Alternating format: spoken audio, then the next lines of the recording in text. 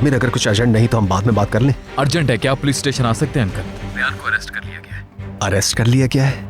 क्या कह रहे हो? सही सुना आपने अंकल। तो आ रहे हैं यहाँ? ठीक है, मैं भी आ रहा हूं।